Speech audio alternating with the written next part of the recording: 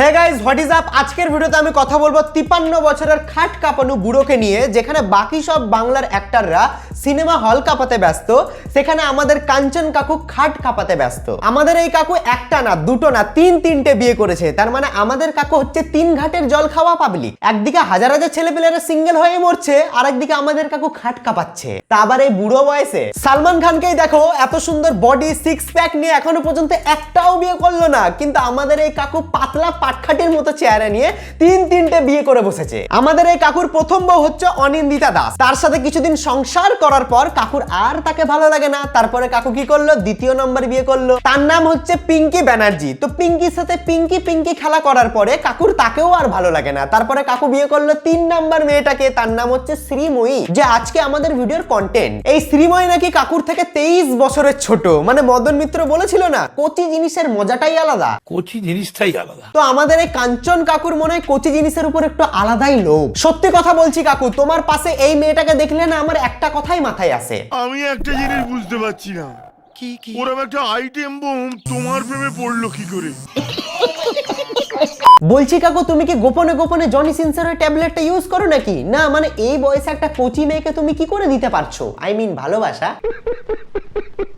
Excuse me, জানোয়ার কোথাকার। যে লোককে একটা টাইমে কোনো মেয়ে পাত্তা দিত না, সেই লোক আজকে এখন এই বয়সে খাট কাঁপাচ্ছে, ভাবতেই অবাক লাগে ভাই।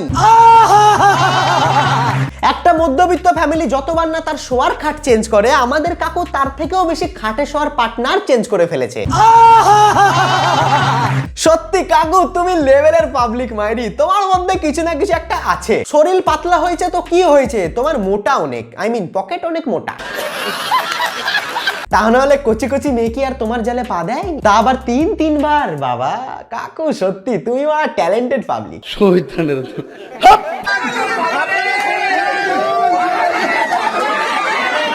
আরে কাকু, তুমি তো ফেলে দিচ্ছ, সামান্য একটা বউকে কোলে তুলতে পারছো না, তুমি আবার খাট কাঁপাও কি করে? আমি তো বুঝতে পারছি না। আমার মনে হচ্ছে তুমি শুধু সারা দিন রাত দই ফেলে ফেলে তোমার এনার্জি ওয়েস্ট করে ফেলেছো।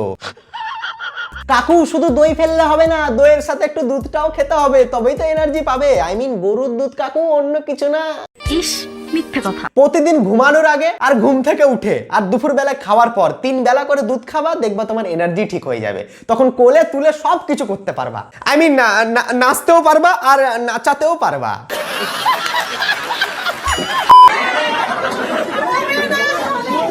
দেখছো কাকু, তোমার থেকে কিন্তু তোমার বউ, আই মিন আমাদের বৌদির এনার্জিটা খুব বেশি। আমার মনে হয় তুমি কিছুই করতে পারো না, যা করার বৌদিই করে আর তুমি চিৎকে নিয়ে পড়ে থাকো। আমি তোমার আজ থেকে ভাত কাপড় এবং সব কিছুর দায়িত্ব নিলাম। আর তোমার দায়িত্ব, এর আগেও তো 2টো মেয়ের তুমি ভাত কাপড় সবকিছুরই দায়িত্ব নিয়েছিলে। সেই 2টো মেয়ে এখন গেল কোথায় জানি না। আর শুধু মেয়েই না, তোমার তো আবার একটা 10 বছরের ছেলে আছে, তার দায়িত্বটা ঠিকঠাক নিচ্ছ তো না? শুধু নতুন নতুন কচি মেয়েদের শুধু মোতার জায়গায় গোতা মারার ধান্দা। কি কাকু, এই ধান্দায় ঘুরে বেড়ানো তো আবার? শুধু এই ধান্দায় ঘুরলে হবে না, একটু দায়িত্বও নিতে শিখতে হবে। কি হয়েছে বাসরাতে? মুড এসে গেছে। এইটুকু পাটখাটির মতন পাতলা শরীর আর 2 দিন পর পাততে গিয়ে হেগে ফেলবে, তার নাকি আবার মুড চলে এসেছে। এই অ্যাডের যে প্রোডিউসার আছে না, আমি তাকে একটা কথাই বলতে চাই, তোমরা বেকার জনি সিনসকে ডেকে এনে বেকার পয়সা ওয়েস্ট করেছো। আমাদের বাংলার এই দেশি কাকুকে ডাকলেই পারতে, কম পয়সায় তোমাদের অ্যাড হয়ে যেত, পয়সাও খরচা হতো না।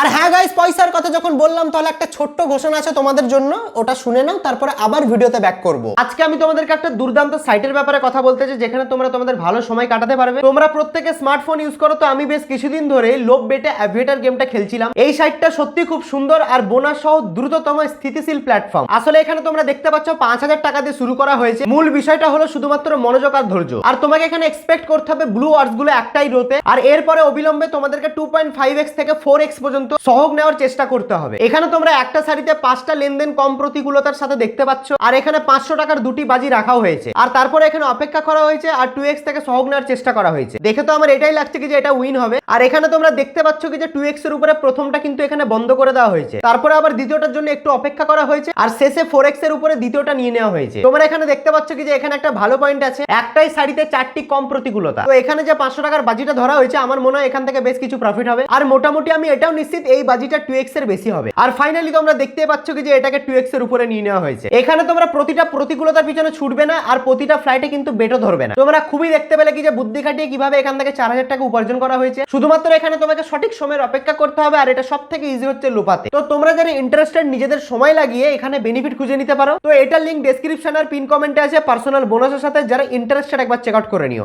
যাই হোক কাকু, তোমার যখন শ্রীময়ের সাথে বাসর রাত কাটানোরই ছিল, তাহলে আগে পাবলিকদেরকে চুতিয়া কেন বানিয়েছিলে?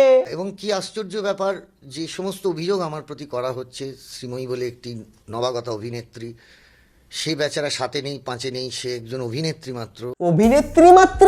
তাই নাকি কাকু? আজকে এই অভিনেত্রী তো তোমার বউ। তার মানে এর আগে তোমার এক্স ওয়াইফ যে অভিযোগটা তোমার বিরুদ্ধে করেছিল সেটা একদম সঠিক, আর আজকে এটা হচ্ছে তার জল জ্যান্ত প্রমাণ। ঠিক বলেছো। আমি এখনো বলছি, এতে কোনো পরকীয়ার কোনো মানে সিন নেই, কোনো কেসই নেই পরকীয়ার এখানে। বাহ, কি নাটক! এত নাটক তো মনে হয় তুমি মুভিতেও করনি যতটা তুমি রিয়েল লাইফে করেছো আমাদেরকে চুতিয়া বানাতে। যে অডিয়েন্সদের জন্য আজকে তুমি এত বড় জায়গায় এসেছো, সেই অডিয়েন্সদেরকে চুতিয়া বানাতে তোমার লজ্জা লাগে না? আমি এখনো বলছি যে আমি কখনো কারোর সংসার ভেঙে কারোর ক্ষতি করে কারোর সঙ্গে পরকীয়া বা নোংরাভাবে সম্পর্কে জড়াতে চাই না। তাহলে মামুনি, এখন এটা তুমি কি করলে? দেখো, তুমি যা করার করে ফেলেছো, এখন তোমাকে একটা ছোট্ট অ্যাডভাইস দিতে চাই। কি? মাসখানিক আগে যেমন পাবলিকদেরকে টুপি পরিয়েছিলে, ঠিক তেমনি কাঞ্চনদার সাথে কিছু করার আগে টুপি পরে নিয়ে করো, নাহলে তোমাকেও একটা 10 বছরের বাচ্চা হাতে ধরিয়ে দিয়ে হালকা করে নতুন একটা কচি মেয়ের সাথে পকাত পার হয়ে যাবে। কি যাতা বলছেন আপনি? তখন তুমি যতই বলো না কেন,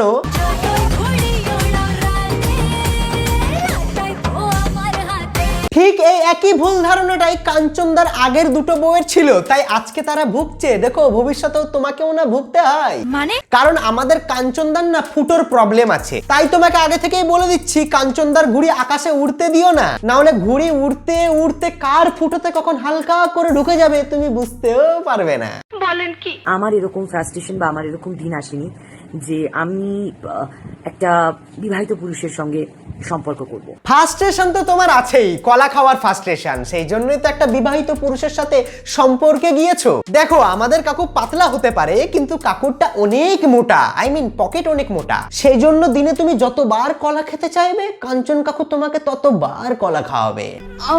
তো তুমি এখন যাই বলো না কেন, তোমার কলা খাওয়ার ফার্স্ট্রেশনটা আগাগোড়াই আছে। মানে ওকে তো সত্যি খুব ভালোবাসি, এবং আমি খুব লাকি যে কাঞ্চনের মতো একটা ভালো বর পেয়েছি, ভালো স্বামী পেয়েছি, ভালো প্রেমিক পেয়েছি। বাহ, 2 মিনিটে গাড়ি পাল্টে গেল তো ভাই। যে মেয়ে একটা সময় বলতো বিবাহিত পুরুষের সাথে আমি সম্পর্কে যাব না, সেই মেয়ে আজকে বিবাহিত পুরুষের সাথেই রাত কাটাচ্ছে। এখান থেকেই বোঝা যাচ্ছে তোমার কলা খাওয়ার একটা আলাদাই ফার্স্ট্রেশন আছে।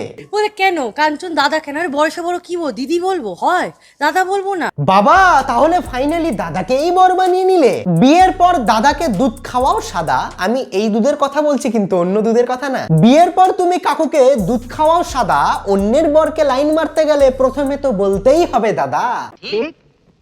আর আমার টার্গেটই হয় যে সিরিয়ালের হিরোইনকে আমি কিছুতেই ভালোভাবে থাকতে দেবো না। শুধু সিরিয়ালে না, তুমি রিয়েল লাইফেও সেম একই কাজটাই করো। যেভাবেই হোক, যেন তেন প্রকারে তার সাথে তার লেজে পা দিয়ে তাকে নাড়িয়ে ফাড়িয়ে মানে মানে কি বলবো, বাড়ি থেকে তাড়িয়ে দেবো। এটা একটা আমার পরিকল্পনা থাকে, এখানেও তাই। তোমার সিরিয়ালের পরিকল্পনার কথা বলতে পারবো না, কিন্তু রিয়েল লাইফের পরিকল্পনাটা কিন্তু পূর্ণ হয়ে গেছে। ওর এক্স ওয়াইফকে তো তুমি বাড়ি থেকে তাড়িয়ে ছেড়েছো, আর শুধু এক্স ওয়াইফকে না, ওর 10 বছর বাচ্চাকেও তুমি তাড়িয়েছো। তো তুমি শুধু সিরিয়ালে নেগেটিভ রোল প্লে করো না, তুমি রিয়েল লাইফেও নেগেটিভ রোল প্লে করো। বাঙালিরা আর যাই করুক না করুক, জমিয়ে লাইনটা মারতে জানে, বুঝলেন? তোমার মতন বাঙালি পাবলিক শুধু লাইন মারতে পারে না, নতুন নতুন কচি কচি মেয়েদেরকে রডে বসিয়ে বেল বাজাতেও পারে। আর তুমি হচ্ছে তার একটা পারফেক্ট এক্সাম্পল। ঠিক বলেছো। না মানে 53 বছর বয়সে কেউ কেউ হার্টের রোগে ভুগছে, কেউ কেউ আবার ক্যান্সারের রোগে ভুগছে, কিন্তু আমাদের এই কাঞ্চন কাকু কচি ফুটোর রোগে ভুগছে।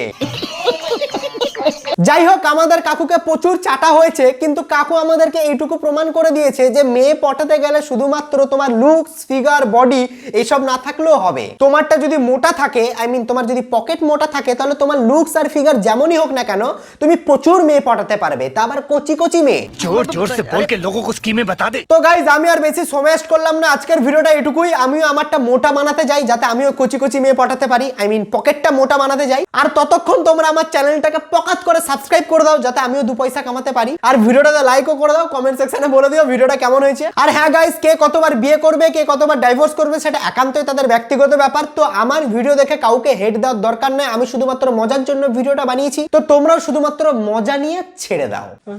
তো চলো গাইস, তোমরা সবাই সুস্থ থেকো, দেখা হচ্ছে খুবই তাড়াতাড়ি নতুন একটা ভিডিওতে। টাটা।